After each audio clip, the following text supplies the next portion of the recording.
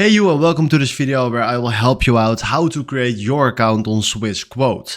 And right now we are here on the website, and if you click right here on open your account, you will find right here this page.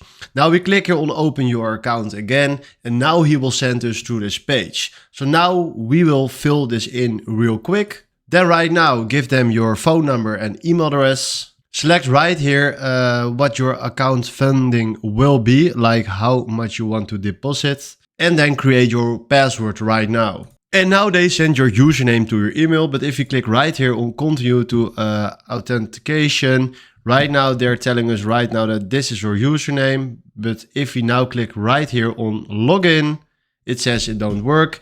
So what we're gonna do is copy the username from your email and then fill in your password right there.